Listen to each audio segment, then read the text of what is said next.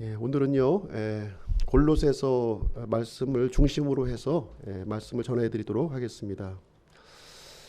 이 골로새는 그 소아시아 지방에 있는 도시 이름입니다. 지금 이제 이 아시아 대륙을 얘기하고 있는 것이 아니고요. 로마 제국 당시에 그 소아시아 지방에 있는 조그마한 도시 이름이 되겠습니다. 지금 현재 이름은요, 호나스라고 하는 이름으로 이제 불려지고 있는 도시가 되겠습니다. 제가 나눠드린 그 종이의 뒤편에 보시게 되면 골로새 도시를 아마 찾아보실 수가 있을 텐데요.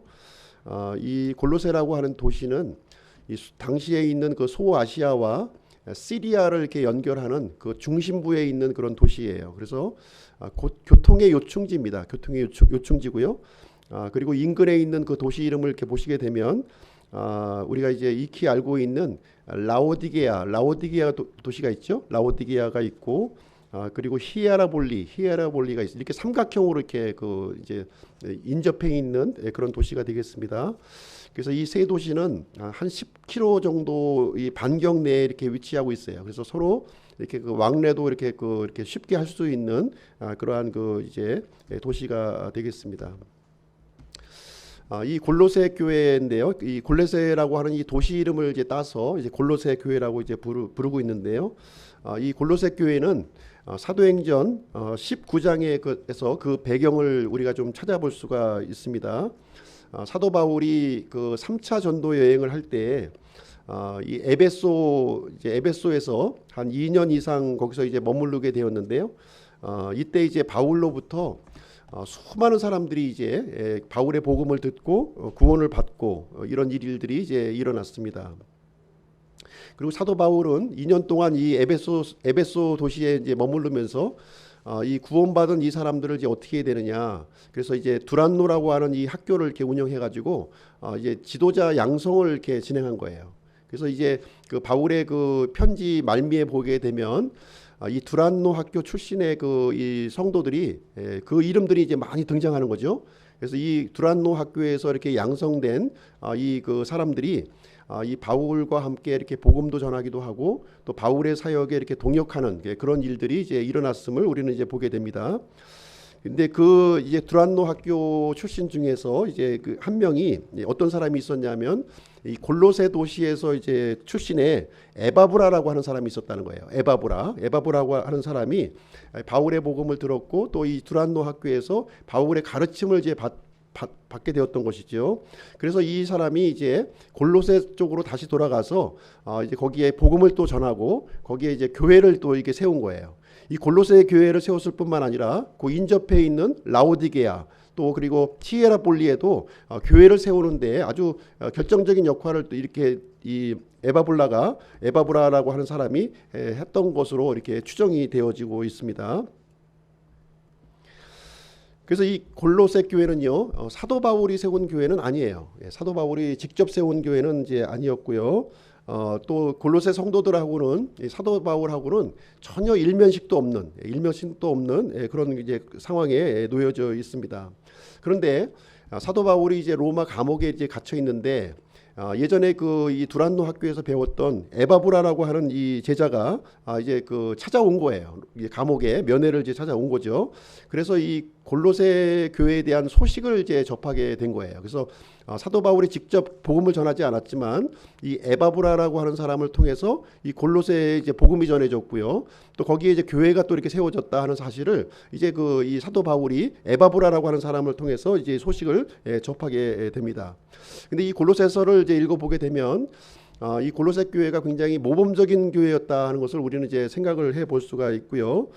이 골로새 교회는 이제 이 편지 내용을 우리가 좀 살펴보게 되면 두 가지 문제점이 있었던 것 같아요. 두 가지 문제점을 이제 사도 바울이 이제 지적을 하고 있는데 그것은 무엇이냐면 당시에 이 교회에는요, 이 그 헬라 철학이 굉장히 이렇게 이 발달되어 있었는데 헬라 철학에 이 물들어 있었던 영지주의라고 하는 이단이 있었어요. 영지주의라고 하는 이단 사상이 이 교회 안으로 이제 침투하는 일이 이제 일어났던 것이죠. 그리고 두 번째는 유대인들의 그 율법주의가 또 이렇게 교회 안에 이렇게 침투하는 그런 일이 이제 발생하게 되었습니다. 그래서 사도 바울은 이 에바브라를 통해서 전해들은 소식을 이제 가지고서 이 골로새 교회의 이 잘못된 부분, 이런 부분들을 이 바로 잡아야겠다는 생각을 가지고 골로새서를 이제 이 작성을 하게 되었습니다. 이 골로새서를 이렇게 보시게 되면 에베소서, 이제 우리가 이제 예전에 우리 살펴보았던 에베소서하고 아주 굉장히 유사한 부분이 굉장히 많이 있어요. 어떻게 보면 쌍둥이 서신과 같이 에베소서에 기록된 내용과 골로새서에 기록된 내용이 거의 중첩되는 부분이 굉장히 많이 있다고 하는 사실을 우리는 이제 발견해 볼 수가 있습니다. 공통점이 있는데요. 무슨 얘기냐면 바울이 이제 로마 감옥에 갇혀 있을 때 이 두 편의 편지를 같이 기록했다는 거예요. 같은 장소에서 같은 시기에 이 편지를 기록을 했다는 거예요. 그러나 이제 편지의 수신자는 달랐던 거죠. 에베소서는 에베소에 있는 성도들을 대상으로 했고, 골로새서는 골로새에 있는 성도들을 대상으로 이렇게 기록을 이제 했다고 하는 것입니다. 차이점이 있다면 무엇이냐면, 에베소 교회는 이제 사도 바울이 직접 이렇게 세웠던 그런 교회가 되겠는데요. 그러나 골로새 교회는 사도 바울이 직접 세웠던 교회가 아니라 에바브라라고 하는 이 제자를 통해서 이게 세워졌던 그 교회라는 이 차이점을 우리가 이제 갖고 있습니다. 편지의 내용 면에서도 이제 전반적으로 이제 비슷한 부분이 있는데요. 좀 미묘한 차이점을 우리가 좀 이제 발견을 해볼 수가 있어요. 무슨 얘기냐면은 이 에베소서에 있는 이제를 읽어 보시게 되면, 에베소서는 이 그리스도 안에서 누리는 이 성도의 신분, 우리가 이제 그리스도 안에서 누리는 것들이 많이 있잖아요. 이 구원의 은혜와 이런 이 복된 그런 어떤 소망을 우리가 이제 갖고 있는데, 이 성도와 교회에 초점을 맞추어서 에베소서는 기록이 된 거예요. 에베소서는. 그래서 이제 우리가 받는 구원과 우리가 받고 있는 이 그리스도 안에서 누리는 은혜의 복에 대해서 그리스도의 정체성을, 그리스도인의 정체성을 어떻게 세워야 될 것인가 하는 부분을 가지고 에베소서는 이제 기록을 하게 되었고요. 반면에 이제 골로새서는 어떤 부분을 강조하고 있냐면, 우리를 구원해 주신 예수 그리스도에게 초점을 맞추고 있는 거예요. 그러니까 에베소서는 구원받은 우리 성도들을 초점을 맞추어서 이제 기록하고 있고요. 골로새서는 우리를 구원해 주신 그리스도를 초점으로 맞추어서 기록하고 있다, 이렇게 이해를 하시면 되겠습니다. 그래서 이제 골로새서를 이제 읽어 보시면 그리스도라고 하는 단어가 이렇게 이제 반복이 되는데요. 불과 4장밖에 안 돼요. 4장밖에 안 되지만 그리스도라고 하는 단어가 몇 번 등장하냐면 26번이 등장하는 거예요. 26번이 직접적으로 이제 등장하고 있고요. 그리고 이제 이 그리스도를 지칭하는 이 대명사까지 이제 합치게 되면 굉장히 많은 이 그리스도라고 하는 단어가 이 골로새서에서 발견되고 있다 하는 것을 우리는 이제 생각을 해 볼 수가 있습니다.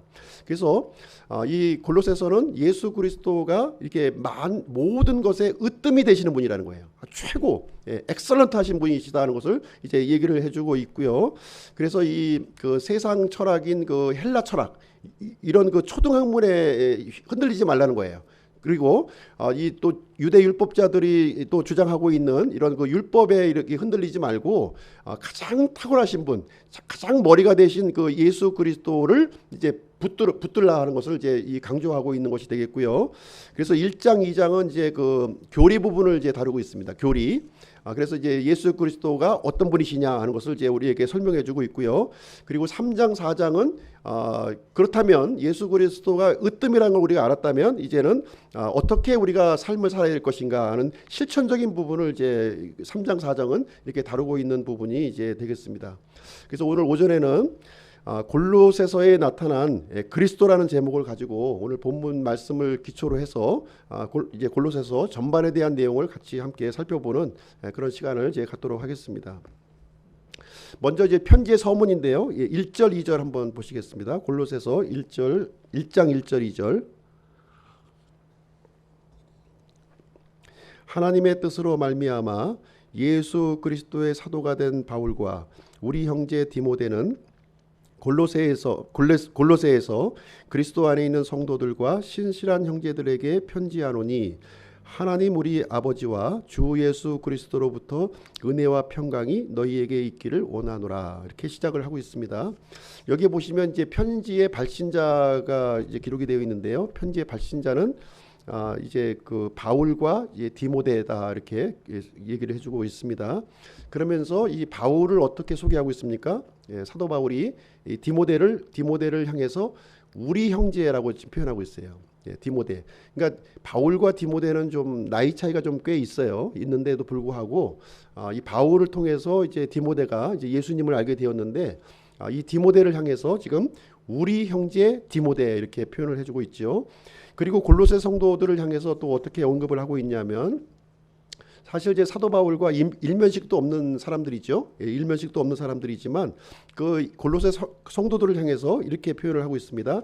신실한 형제들이다 이렇게 표현하고 있는 거예요. 신실한 형제들이다 이렇게 얘기를 이제 해주고 있습니다. 그래서 이 사도 바울은 디모데를 형제라고 지금 언급하고 있고요. 골로새에 있는 성도들을 형제들이라고 지금 이제 언급을 하고 있는 거예요. 그래서 복음으로 구원받았다면 우리의 관계라고 하는 것은 이렇게 형제요 자매의 신분이 되었다는 것을 우리에게 알려주고 있는 거예요. 그래서 우리가 이제 각기 다른 부모로부터 이렇게 출생을 했지만 예수 그리스도를 통해서 우리가 구원을 받았다면 우리는 주님 안에서 형제요 자매의 신분이 되었다 하는 것을 여기서 이제 강조하고 있다는 것을 볼 수가 있습니다. 그래서 형제와 자매의 이 호칭이라고 하는 것은 굉장히 귀한 거예요. 굉장히 귀한 호칭을 이제 우리에게 알려주고 있는 내용이 되겠습니다. 예수 그리스도 안에서 우리가 한 가족이 되었다 하는 것을 우리가 의미하고 있는 것이고요. 예수님께서는 우리 구원받은 자를 향해서 어떻게 부르셨냐면 형제라 부르기를 부끄러워하지 않으셨다고 우리에게 말씀하고 있어요. 예수님께서도 우리 구원받은 성도들을 향해서 형제라고 이렇게 불러셨다고 하는 사실이죠. 그리고 시편 기자도 이렇게 시편의 기록도 보시게 되면 형제가 연합하여 있는 모습, 형제가 연합하여 있는 모습이죠. 예수 그리스도 안에서 우리 주님 안에서 형제와 자매들이 이렇게 연합하고 있는 모습이 아름다운 모습으로 우리에게 묘사를 하고 있는 것을 우리는 확인해 볼 수가 있습니다. 그래서 우리들도 이렇게 그 형제님, 자매님이라고 하는 이 호칭이 굉장히 그 귀한 호칭인 거예요. 귀한 호칭이고 아주 친밀감을 주는 이런 호칭이라고 우리는 생각을 할 수가 있는 것입니다. 그러면 이제 우리 골로새서에 나타나 있는 예수 그리스도의 한 세 가지 모습을 제가 요약해서 제가 좀 이제 말씀을 드리도록 하겠습니다. 첫 번째는 무엇이냐면 예수 그리스도는 복음의 열매를 맺게 하시는 분이시다 하는 거예요. 예수 그리스도는 복음의 열매를 맺게 하시는 분이시다. 3절 말씀을 보시겠습니다. 3절. 우리가 너희를 위하여 항상 기도하며 하나님 곧 우리 주 예수 그리스도의 아버지께 감사드림은, 이제 사도 바울은 지금 이제 에바브라를 통해서 골로새 교회에 대한 소식을 이렇게 접하게 되었어요. 그렇죠? 그러면서 이제 하나님 아버지께 감사하고 또 항상 기도하는 이 바울의 모습을 여기서 이제 읽어볼 수가 있는 것인데요. 이 사도 바울은요, 본인이 이렇게 그 골로새 교회를 개척하지 않았음에도 불구하고 다른 사람을 통해서 개척했음에도 불구하고 이 골로새 교회에 이렇게 이 그 교회가 세워진 것에 대해서 기뻐했다는 거예요. 기뻐했다는 겁니다. 우리도 마찬가지죠. 다른 교회에서 만약에 이렇게 교회가 세워졌다면 우리는 당연히 우리는 기뻐해야 될 거예요. 그리고 다른 교회가 만약에 부흥하고 있다는 소식을 들었다면 우리는 당연히 기뻐해야 된다는 거예요. 당연히. 그게 그리스도 안에 있는 모습이라는 거죠. 사도 바울은 자신이 세운 교회가 아니었음에도 불구하고 이 골로새 교회가 세워지고 골로새 교회가 이 부흥한 모습을 보고 하나님 앞에 감사하고 그 사람들을 위해서 기도했다고 지금 여기에 기록을 하고 있는 내용이 되겠습니다. 이 골로새 교회는요, 예수 그리스도를 통해서 세 가지 열매가 지금 맺혀졌다는 것을 여기서 사도 바울이 지금 언급을 하고 있습니다. 4절 5절이 이제 그 내용을 이제 알려주고 있는데요. 4절 5절. 그리스도 예수님을 믿는 너희의 믿음과 모든 성도들에게 너희가 베푸는 사랑을 우리가 들었기 때문이요, 또 너희를 위하여 하늘에 쌓아둔 소망으로 인함이니 이 소망은 너희가 전에 복음의 진리의 말씀 안에서 들은 것이라 이렇게 기록하고 있습니다.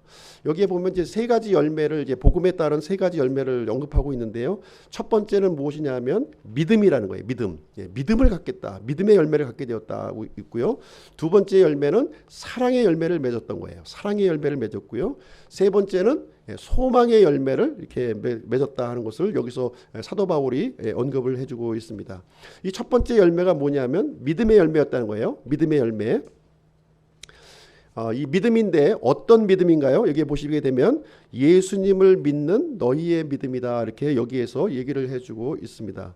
다시 말하자면 예수 그리스도를 나의 구주요 하나님으로 선택하는 믿음을 이 골로새 성도들은 갖고 있었다는 것을 얘기를 해주고 있어요. 우리가 받은 이 구원은 우리 어떤 선한 행위라든가 노력을 통해서 받는 것이 아니죠. 전적으로 하나님의 은혜와 예수 그리스도를 믿는 믿음으로 우리가 이제 구원을 받게 하는 것입니다. 하나님께서는 우리가 구원받을 만한 이름을 하늘 아래에서 그 어떤 이름도 우리에게 허락해 주지 아니했고요. 이 골로새 성도들은 이 복음을 듣고서 예수 그리스도가 나의 구원자요 하나님이라고 하는 그런 선택하는 믿음을 여기서 가졌다 하는 것을 얘기를 해주고 있습니다. 그래서 이 골로새 성도들은 지금 이제 사도 바울이 알지 못하고 있었지만 그럼에도 불구하고 이 믿음의 창시자요 또 우리 이 믿음의 완성자이신 예수 그리스도를 따르는 그러한 믿음을 가졌음을 여기서 언급해주고 있습니다. 두 번째는 어떤 열매냐면 사랑의 열매를 맺었다 이렇게 얘기해주고 있는 거예요. 사랑의 열매. 어떤 사랑의 열매인가요? 어떤 사랑의 열매입니까? 이 사랑의 열매는 구원받는 성도들끼리 서로 사랑하는 형제 사랑의 열매를 맺었다는 거예요. 형제 사랑. 형제 사랑의 열매를 맺었습니다. 그래서 이 골로새 성도들은요 예수 그리스도께서 서로 사랑하라고 하는 그 말씀을 이렇게 따르는 그런 삶을 살았다 하는 것을 여기서 볼 수가 있습니다. 예수님께서 십자가에서 죽으시기 전날 밤에 제자들에게 이런 말씀을 해 주셨어요. 너희는 서로 사랑하라. 내가 너희를 사랑한 것 같이 너희도 서로 사랑하라 이렇게 말씀을 해 주셨습니다. 너희가 서로 사랑한다면 모든 사람들이 그 모습을 보고 너희들이 내 제자인 것을 알 것이다 이렇게 말씀을 해 주셨습니다. 그래서 불신자와 신자의 아주 명백한 차이점이 무엇인가요? 바로 형제 사랑이라는 거예요. 우리 믿는 사람들끼리 이게 사랑하는 모습 이렇게 아웅다웅하지 않고 이제 믿지 않은 사람들은 이제 모이면 뭐하죠? 모이면 다투고 싸우고 분열하고 하는데 이 믿는 성도들은 그런 모습이 없다는 거예요. 서로 사랑한다는 거예요. 서로 희생하고 서로 수고하는 일을 한다는 거예요. 근데 오늘날 교회의 모습을 보게 되면 이 불신자의 모습이 그대로 우리 교회 안에 들어온 거예요. 들어와 가지고서 모이면 싸우고 모이면 분열하는 모습을 이제 보여주고 있는데 원래 그 주님께서 우리에게 요구하시는 열매는 그런 열매가 아니에요. 사랑하는 열매라는 거예요. 형제 사랑의 열매를 우리가 맺어야 되는 것이고요. 골로새 성도들은 그런 열매를 이제 맺었다 이제 여기서 얘기를 해주고 있습니다. 그리고 세 번째 열매는 어떤 열매냐면 세 번째는 소망의 열매를 맺었다 이렇게 얘기해주고 있어요. 소망의 열매예요. 어떤 소망인가요? 여기 보시니까 구체적으로 말씀해주고 있는데요.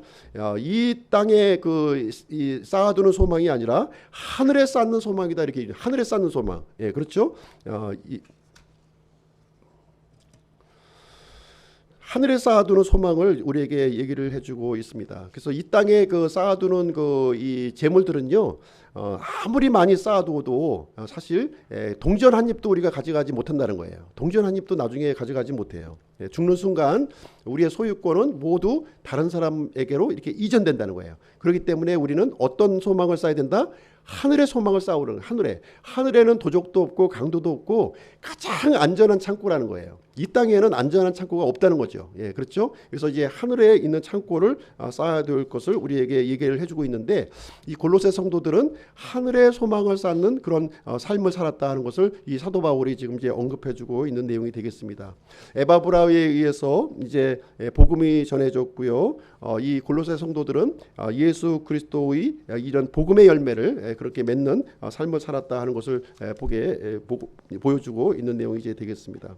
우리 교회도 이런 열매를 좀 맺었으면 좋겠어요. 이런 열매, 그 믿음의 열매, 그리고 사랑의 열매, 그리고 하늘의 소망을 쌓는 이 소망의 열매를 우리가 맺어가는 저희들의 모습이 되었으면 좋겠습니다. 그래서 바울은 이 세 가지 열매를 맺는 골로새 교회를 향해서 칭찬하는 내용이 여기에 이제 기록이 되어 있습니다. 그래서 이러한 열매를 맺게 해주시는 분이 누구다? 바로 예수 그리스도시다 하는 것을 우리에게 알려주고 있습니다. 두 번째 내용을 이제 살펴보겠는데요. 두 번째는 예수 그리스도는 모든 것의 머리가 되신다는 거예요. 모든 것의 머리가 되신다 이렇게 알려주고 있습니다. 골로새 1장 15절 18절을 한번 보시도록 하겠습니다. 골로새서 1장 15절부터 18절.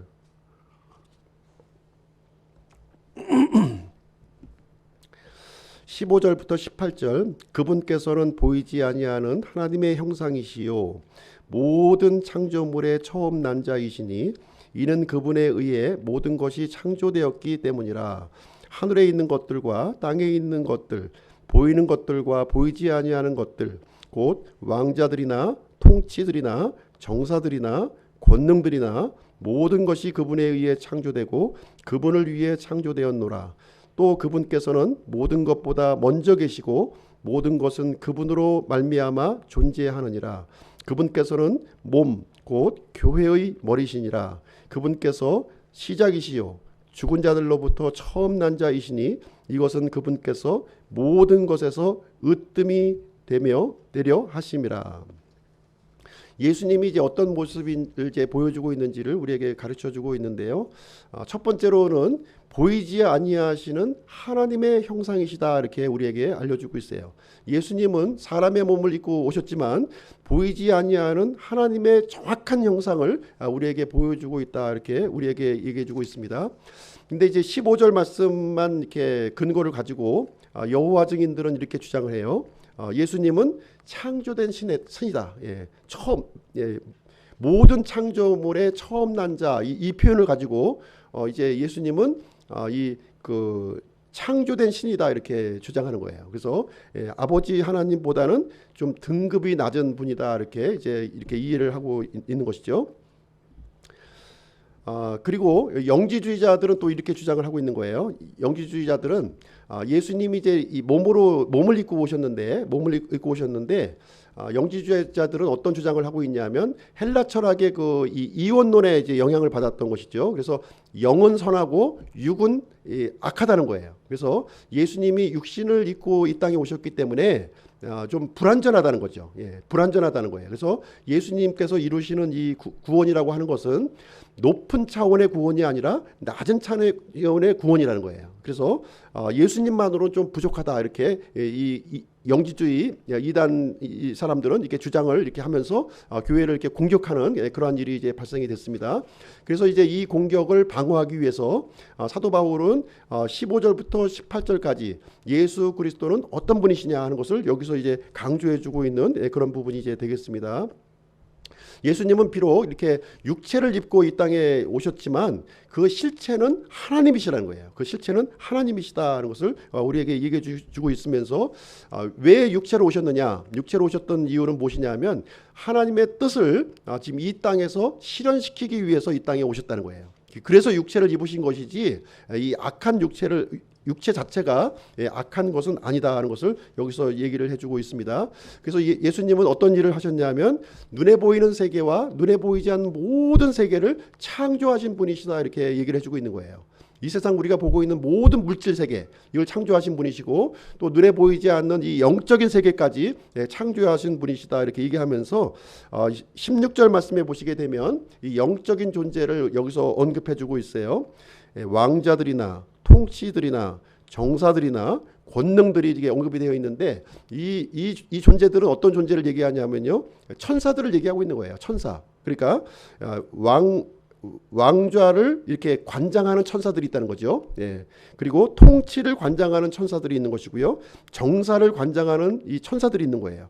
그래서 또 권능을 관장하는 천사들이 있다는 것이죠. 이 천사들이 관장하는 이 영역을 지금 얘기하면서 이 모든 것을 창조하신 분이 누구시냐? 바로 예수 그리스도시다 하는 것을 여기서 얘기를 해주고 있는 것입니다. 그래서 예수님의 육체만 볼 것이 아니라 예수님의 육체 안에 가려져 있는 하나님의 형상을 우리는 바라보아야 된다 얘기를 해주고 있는 거예요. 그래서 예수님은 모든 만물의 창조를 시작하신 분이시요 만물의 으뜸이 되는 분이시요 만물의 머리가 되는 분이시다 하는 것을 여기서 이제 골로새서에서 강조하고 있는 그런 부분이 되겠습니다. 그래서 이 헬라 철학이라든가 유대 율법주의는 이게 비교도 안 된다는 거예요. 비교도 안 되고 예수 그리스도는 아주 그 탁월하고 뛰어난 분이시다 하는 것을 우리에게 강조를 해주고 있습니다.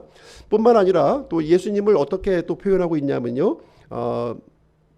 18절 말씀에 보시게 되면 교회의 머리이시다 이렇게 얘기를 해주고 있는 거예요. 교회를 이제 여기서 얘기를 해주고 있는데요. 교회에 대해서는 지금 이제 지난번에 에베소서에서 이렇게 강조가 되었습니다.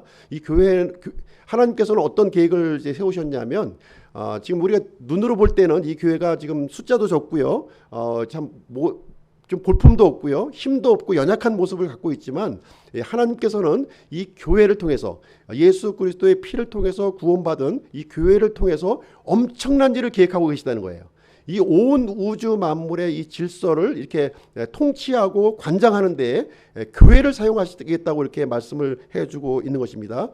그 교회의 머리가 되신 분이 누구시냐? 바로 예수 그리스도라고 우리에게 얘기를 해주고 있는 내용이 이제 되겠습니다. 그래서 만물의 질서를 이제 예수님께서는 이제 재편하고 계시는데요. 어떤 식으로 이제 재편하고 있냐면 맨 꼭대기에 이 교회의 머리가 되신 예수님이 계신 거예요. 그리고 예수님 그 머리 대신 예수님 밑에 뭐가 있냐면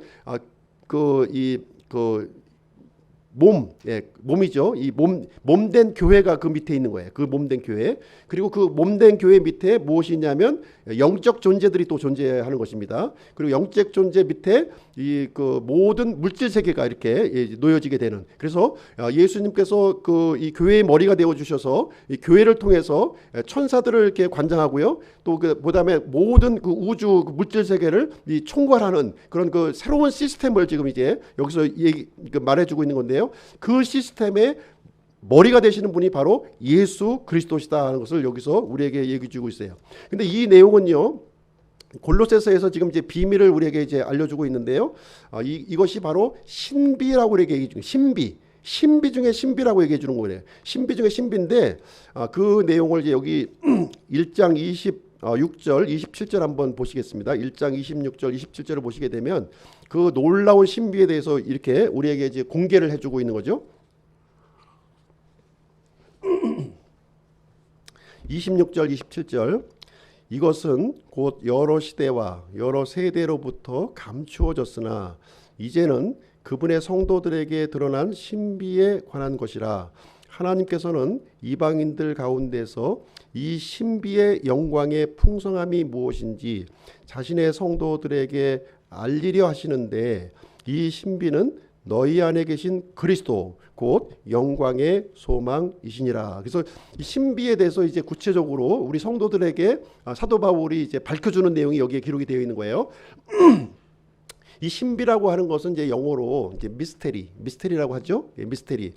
인간의 이 지성, 인간의 어떤 논리로는 이해가 안 되는 거예요. 이해가 안 되죠. 당연히 이해가 안 되는 거예요. 이 구원받은 성도들에게만 하나님의 이 놀라운 새로운 시스템을 우리에게 공개를 해주고 있고요. 영을 통해서 이것을 이해를 할 수 있도록 이걸 말씀을 우리에게 해주신 그런 내용이 이제 되겠습니다.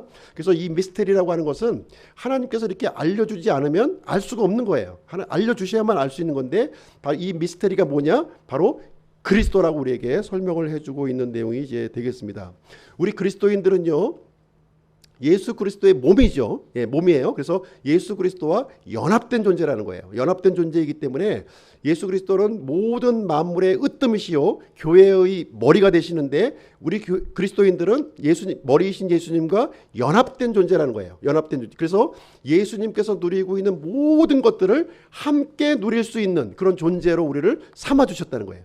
얼마나 엄청난 일입니까? 이게 한 나라의 어떤 이런 이 나라의 어떤 이 일에 참여하는 것만 해도 굉장히 영광스러운 일이잖아요. 그렇죠?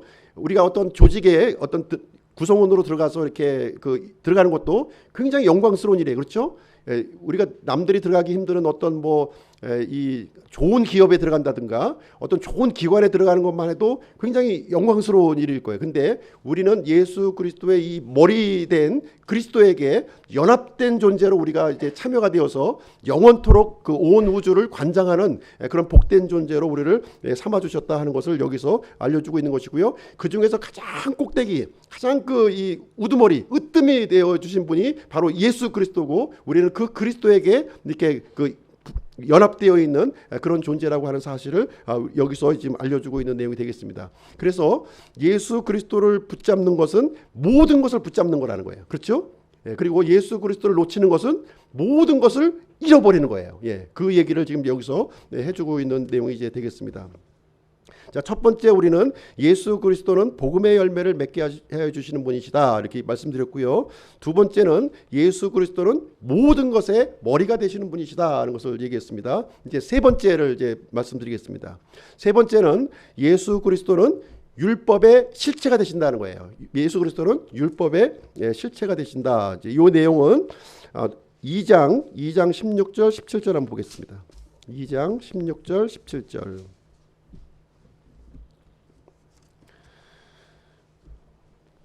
2장 16절 17절. 그러므로 아무도 먹는 것이나 마시는 것으로 인하여 또 거룩한 날이나 월삭이나 안식일에 관하여 너희를 판단하지 못하게 하라.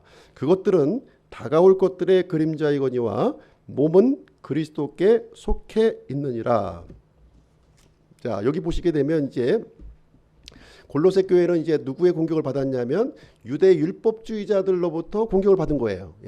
유대 율법주의자들. 그래서 그 사람들이 이제 들어와 가지고 어떤 말을 했냐면 이 율법을 지켜야 된다는 겁니다. 율법을 지켜야 된다는 거예요. 그래서 하나님께서 이렇게 주신 이 안식일, 그리고 또 이 명절들, 우리가 이제 명절들에 대해서는 수요일 날에 우리가 좀 배웠죠. 이 이스라엘에는 이제 7개의 명절이 이제 있었고요. 이스라엘 백성들은 세계 어느 곳에 있든지 1년에 3차례는 예루살렘을 방문해야 되는 거예요. 예루살렘. 그래서 유월절, 그다음에 오순절, 그리고 마지막으로 장막절, 요 1년에 3차례는 이 세상 어디에 있든지 간에 마치 누구죠? 그 아랍족들이 그 메카를 가는 것처럼, 방문하는 것처럼 유대인들은 이 예루살렘 성전에 다 이렇게 가게끔 이렇게 되어 있습니다. 그래서 굉장히 중요하게 여기고 있는 거예요. 그래서 특별히 또 유대인들은요, 이 할례 받는 것을 목숨보다 이렇게 귀하게 이렇게 생각을 하고 있었고요. 이 교회에 와서 할례를 너희들이 받아야 된다. 이제 그 명절을 지켜야 된다. 그다음에 안식일을 지켜야 된다. 이렇게 주장을 하는 거예요. 이렇게 주장을 하게 되니까 대처할 방법이 없는 거죠. 지금 이 교회가 지금 이제 당시에는 이 구약 성경밖에 없었던 거예요. 구약 성경을 가지고 이제 믿음 생활 하는데, 구약 성경에는 명백하게 너희들은 이 안식일이 그 영원한 너희들의 그 규례가 된다고 얘기를 했고요. 이스라엘의 이 명절 때에는 반드시 이렇게 이 예루살렘에 와서 절기를 지켜야 한다는 것을 이제 얘기를 한 거예요. 그러니까 이걸 어떻게 지금 이제 방어해야 될지, 지금 이제 골로새 성도들은 아주 마음이 혼란스럽고 막 믿음이 흔들리는 그런 상황에 놓여 있습니다. 이 상황에서 지금 이제 16절, 17절 말씀을 이제 사도 바울이 언급하고 있는 내용이 이제 되겠습니다. 사도 바울은 이제 어떻게 이제 말씀을 선포했냐면요. 구약에 기록되어 있는 이 의식법, 그리고 정결법은 지킬 필요가 없다, 이렇게 얘기를 한 거예요. 구약에 기록된 이 의식법, 이런 정결법들은 우리 신약 성도들, 이제 새 언약을 받은 우리 그리스도인들은 지킬 필요가 없다, 이렇게 주장을 하게 되니까 난리가 난 거죠. 유대인들이 난리가 난 거예요. 이제 난리가 나서 이제 막 이 그리스도인들을 막 고발하고 이제 사실 이제 교회의 가장 큰 적은 로마 정부가 아니었어요. 로마 정부가 아니라 이 유대인들이 아주 큰 적이었던 거예요. 그래서 유대인들이 그리스도인들을 이렇게 발굴해 가지고요, 로마 정부에 고발한 거예요. 고발을 해 가지고서 여기 이 그리스도인들이 지금 있다고 지금 하면서 이 로마 황제를 지금 숭배하지 않는다, 뭐 이런 제목을 가지고 이게 고발하는 일들이 이제 많이 생겨서 막 이제 교회가 막 hun지박산이 되는 상황이 이제 놓여지게 되었습니다. 이런 상황을 지금 이제 에바브라는 어떻게 대처를 할 수가 없기 때문에 이 사도 바울이 갇혀 있는 이 로마 감옥에 가서 어떻게 했으면 좋겠습니까 하는 이 유대인들을 이제 얘기를 하는 장면이 있는 것이고요. 그래서 이제 사도 바울이 그 문제를 대처하는 이 방법을 지금 이제 골로새서를 통해서 이제 가르쳐 주고 있는 그런 이제 내용이 이제 되겠습니다.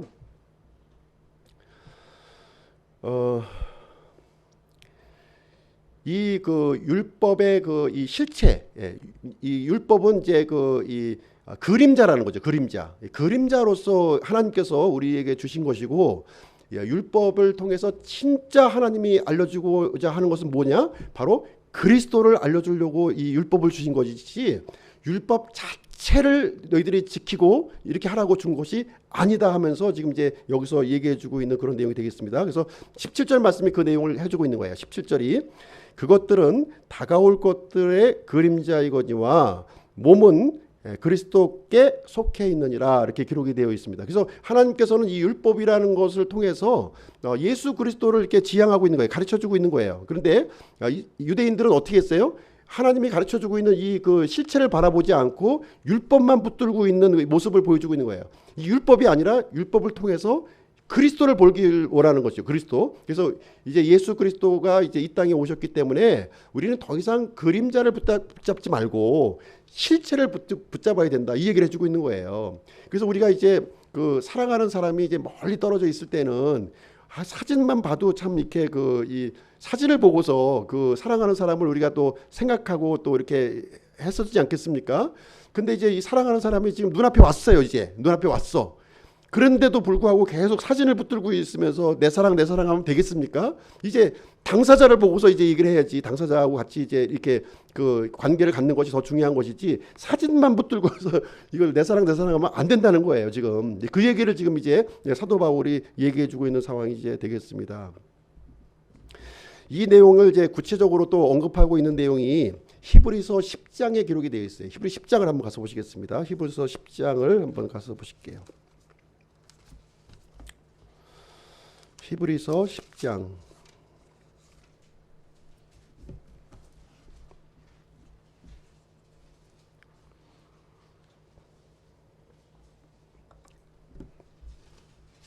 히브리서 10장 1절부터 5절까지 읽겠습니다. 히브리서 10장 1절부터 5절. 사도 바울이 율법에 대해서 정확하게 여기서 이제 정해주고 있는데요. 1절부터 5절.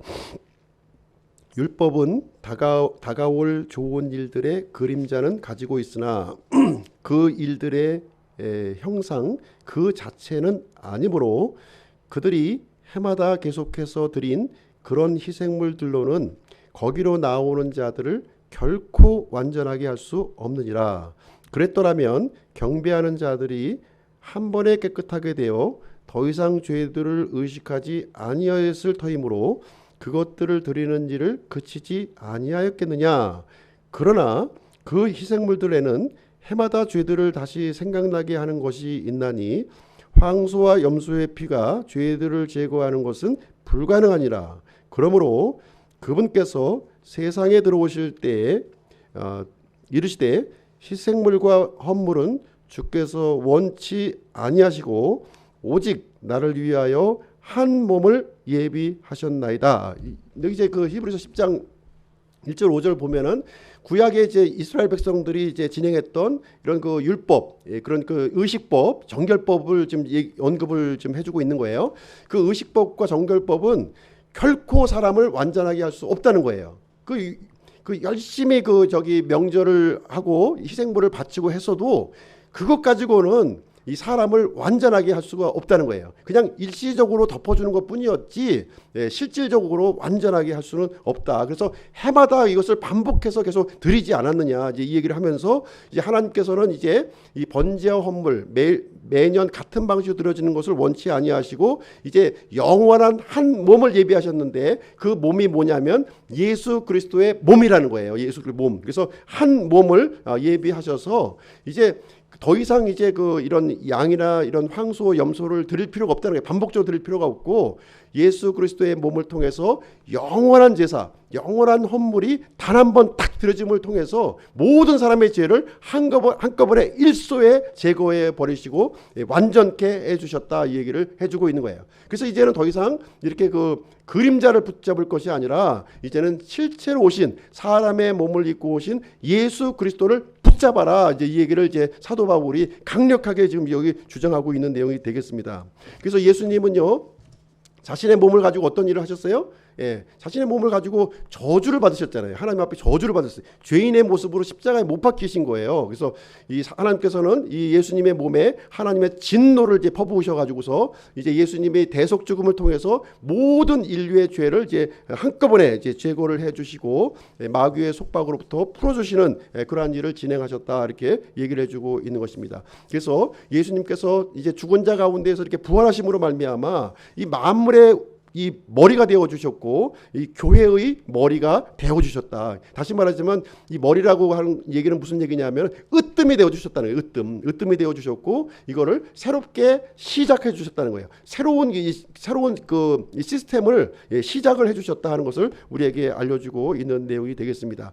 그래서 구약의 의식법, 정결법은 그 역할이 끝났다는 거예요. 유효 기간이 끝나버렸다는 거예요. 예수 그리스도가 사람의 몸을 입고 오시는 순간 구약에 있는 모든 것들은 이제 그림자는 끝나버리고 이제 실체이신, 이제 부활하신, 부활의 생명을 가지신 그 예수 그리스도를 이제는 붙들고 살아가야 된다 하는 것을 여기서 얘기해주고 있습니다. 그래서 더 이상 이제 율법에 얽매일 필요가 우리는 없는 것이라는 거예요. 그래서 예수 그리스도, 우리가 믿음을 가지고 예수 그리스도 안에 이제 들어가게 되면 이제 율법은 우리가 억지로 지켜서 되는 것이 아니라 예수님과 더불어서 자동적으로 지켜진다는 거, 이제는요. 자동적으로 지켜진다는 것을 우리에게 가르쳐주고 있는 내용이 되겠습니다. 그래서 이 헬라 철학과 같이 이런 세상의 유치한 초등학문, 그리고 이 그림자를 붙들고 있는 이런 유대의 이 율법주의, 이런 것들은 껍데기에 불과한 것이고, 이제 너희들은 알맹이를 붙잡고 이제 신앙생활을 지금 해 가야 한다 하는 것을 여기서 얘기해주고 있고, 우리가 붙잡고 계시는 이분은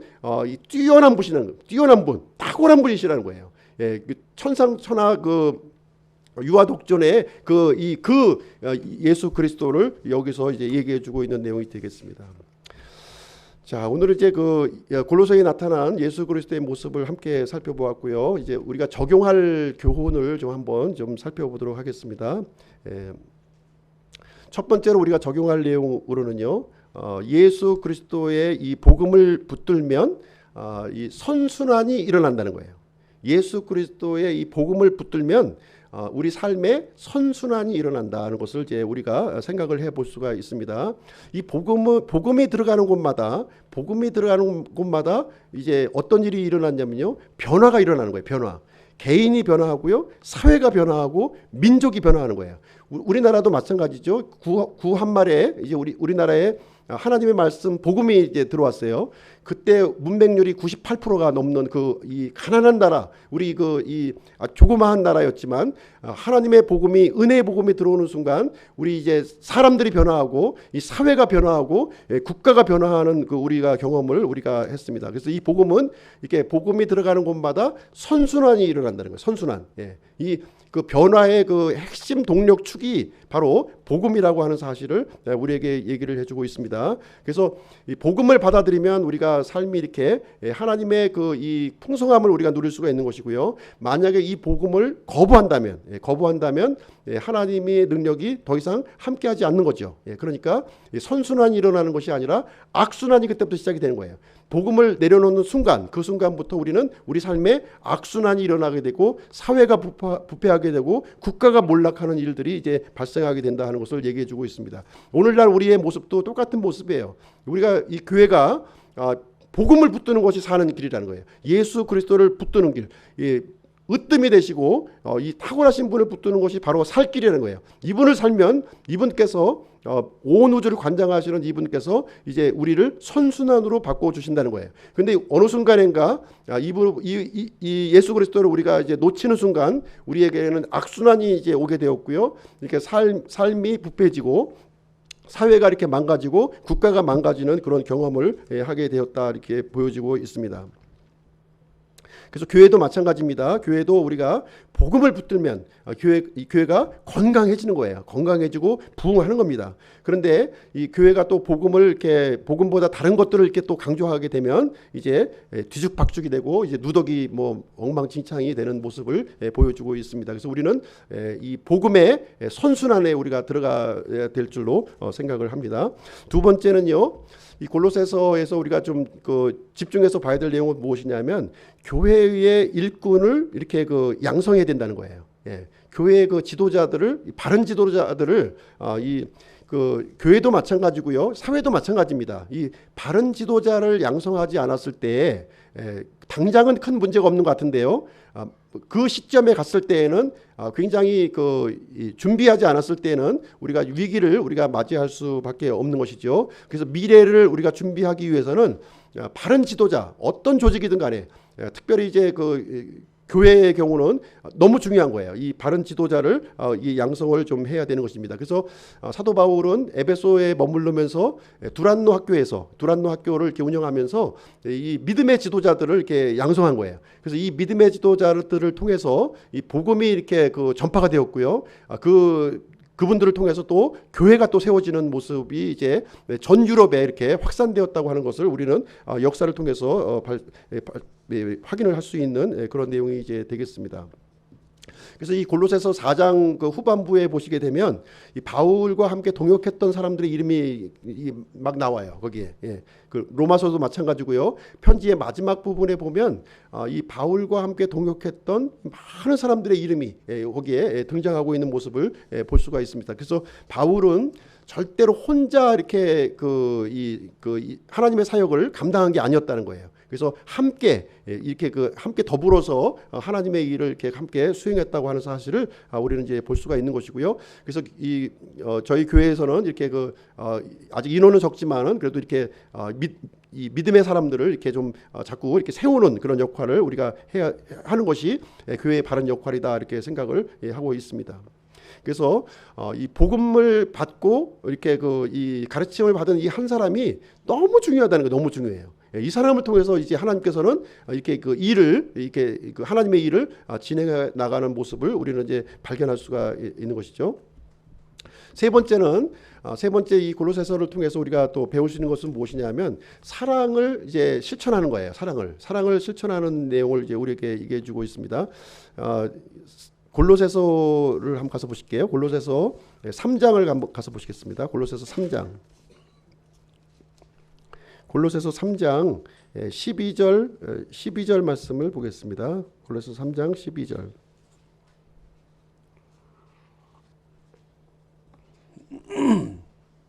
(3장 12절부터 14절까지) 읽어드리겠습니다. 그러므로 너희는 하나님께서 선택하신 자요 거룩하고 사랑받는 자로서 긍휼히 여기는 심정과 친절과 겸손한 생각과 온유함과 오래 참음을 입고 누가 누구와 다툴 일이 있거든 서로 참고 서로 용서하되 그리스도께서 너희를 용서하신 것 같이 너희도 그리하며 이 모든 것 위에 사랑을 입으라. 사랑은 완전하게 매는 띠니라. 이렇게 기록이 되어 있습니다. 여기 보시면 이제 사랑에 대해서 이제 언급해주고 있는데요. 사랑과 더불어서 이제 앞부분에 좀 이제 많은 부분이 이제 이렇게 언급이 또 돼 있어요. 거룩하고 사랑받는 자로서, 우리 구원받은 사람들은 이렇게 거룩하고 사랑받는 사람입니까? 그렇죠? 거룩하고 사랑받는 자예요. 근데 개역 성경에는 또 이렇게 표현되어 있어요. 사랑받는 자처럼, 아직 사랑을 받지 않았던 것이죠. 그래서 사랑받기 위해서 이렇게 이렇게 긍휼을, 겸손, 온유함을 이제 가져야 되는 것처럼 이제 표현되어 있는 거죠. 원래는 그렇게 안 되어 있는 거예요. 사랑받는 자로서 이미 우리 사랑을 받았습니다. 하나님으로부터 예수 그리스도 안에 들어와 있는 사람들은 이미 그 선택받은 사람이요, 이렇게 사랑받는 사람이라는 거예요. 존재가 바뀌었다는 거예요. 존재가 바뀌었기 때문에 어떤 삶을 살아야 되느냐? 긍휼히 여기고 친절하고 겸손한 생각을 갖고 온유하고 오래 참고 이렇게 용서하는 그런 삶을 살아야 된다는 것을 여기서 얘기를 해주고 있는 거예요. 그러면서 제일 마지막으로 지금 이제 언급하고 있는 것이 무엇이냐면 이 모든 것 위에 사랑을 입으라. 사랑은 완전하게 매는 띠니라. 이렇게 얘기를 해주고 있는 것이 되겠습니다. 결론이 사랑이라는 거예요. 결론. 다시 말하자면 이 사랑은 마무리와 같다는 거예요. 마무리. 뭐 일해 보신 분들은 아시겠죠? 이 마무리가 굉장히 중요한 거예요. 마무리. 우리가 그림을 그렸는데 마무리가 안 됐어요. 이것만큼 찝찝한 게 있어요. 그렇죠? 예. 그리고 요리를 했는데 마무리가 안 됐어요. 이것만큼 찝찝한 게 있어요. 건물을 졌는데 마무리가 안 된 거예요. 이 마무리가 안 된 것만큼 가장 찝찝하고 이렇게 개운치 않은 것이 없는 거예요. 바로 이 사랑이 바로 마무리라는 거예요. 최종 마무리가 이 사랑으로 이게 끝마침이 되어야 된다는 것을 여기서 알려주고 있습니다. 그래서 우리가 믿음 생활을 할 때 여러 가지를 많이 하게 돼요. 이렇게 여러 가지를 많이 하는데 가장 중요한 이 마지막으로 이렇게 최종적으로 이렇게 이 마감질을 해야 될 것이 뭐냐? 바로 사랑으로 마감질을 해야 된다는 것을 얘기를 해주고 있습니다.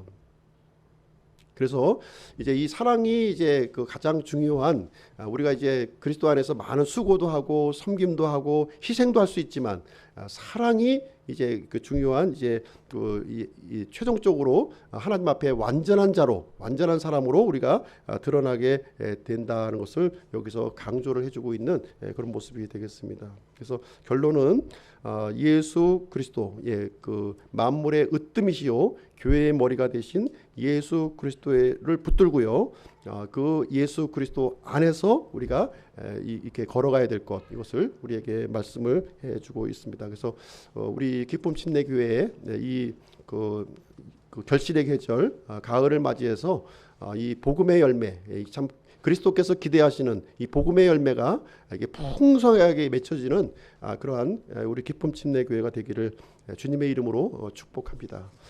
기도하고 마치도록 하겠습니다.